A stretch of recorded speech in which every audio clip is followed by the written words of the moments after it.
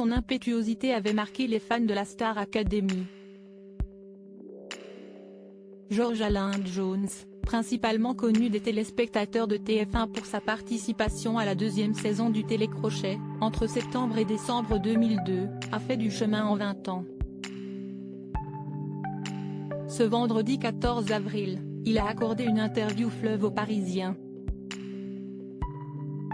Et pour cause, l'artiste de 47 ans revient sur le devant de la scène musicale. Le 13 avril, le quadragénaire, qui planche sur un album, a donné un concert sur la scène du Backstage, à Montrouge, Hauts-de-Seine.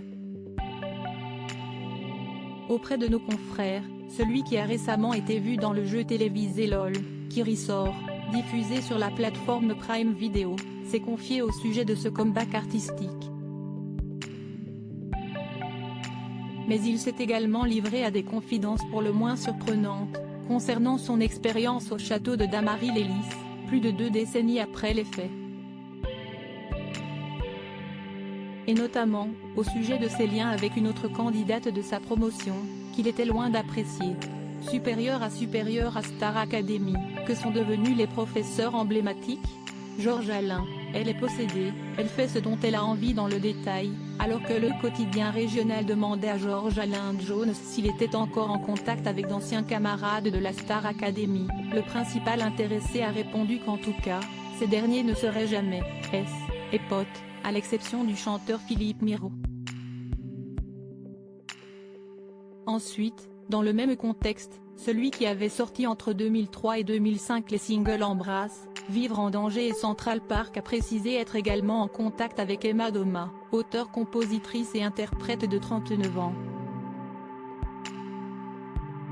Pourtant, entre eux, tout n'avait pas bien démarré. On s'est détesté au château, puis on s'est connus en sortant, a détaillé George Alain Jones dans les colonnes du Parisien. Elle aime autant la musique que moi. Particulièrement élogieux, le quadragénaire a ensuite tenu ses propos à l'égard de son ancienne camarade de la Star Academy. Elle est possédée, elle fait ce dont elle a envie, elle est à contre-courant de tout. Et de conclure en ces termes, sans équivoque, j'adore.